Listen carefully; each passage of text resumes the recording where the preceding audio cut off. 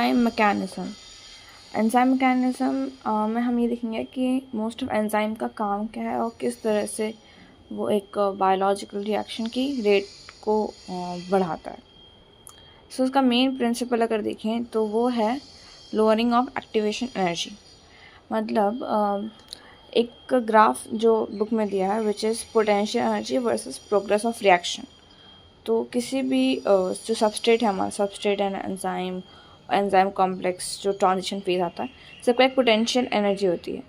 तो जब एक रिएक्शन प्रोग्रेस करती है तो सबस्ट्रेट से पहले एक ट्रांजिशन फेज आता है। ट्रांजिशन फेज में मोस्ट ऑफ एक एंजाइम सबस्ट्रेट कॉम्प्लेक्स बनता है विच इज़ अनस्टेबल।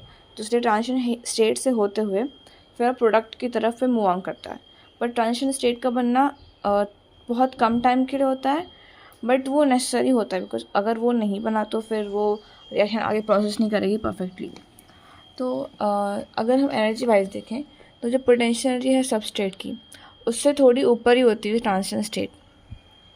तो और उसको बोलते हैं एक्टिवेशन एनर्जी। मतलब जो पोटेंशियल एनर्जी ऑफ सबस्ट्रेट है मतलब पोटेंशियल ऑफ सबस्ट्रेट और ट्रांजिशन स्टेट की पोटेंशियल एनर्जी का एनर्जी डिफरेंस, उन दोनों का जो एनर्जी डिफरेंस है that is called activation energy. तो एक्टिवेशन एनर्जी जब हम एंजाइम के साथ देख रहे हैं तो गैप बड़ा दिख रहा है, और एक्टिवेशन एनर्जी विद एंजाइम्स इस मतलब उसका छोटी एक्टिवेशन एनर्जी।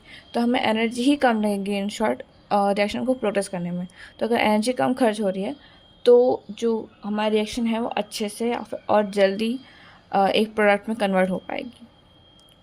तो जैसे जब हम एंजाइम वाली रिएक्शन देखते हैं वो प्रोग्रेस कैसे करती है कि पहले जो एंजाइम का जो क्रावाइस या पॉकेट होता है उसमें सबस्ट्रेट आके फिट होता है और फिर बनता है एक ES complex which is enzyme substrate complex, और जो कि रिवर्सिबल रिएक्शन है। मतलब एंजाइम सबस्ट्रेट कॉम्प्लेक्स बनने वाली रिएक्शन एक रिवर्सिबल रिएक्शन है। मीनवाइल एंजाइम सबस्ट्रेट से EP complex which is enzyme product complex, मतलब बॉन्ड ब्रेकिंग और बॉन्ड मेकिंग होगी मतलब by enzymes of the substrate.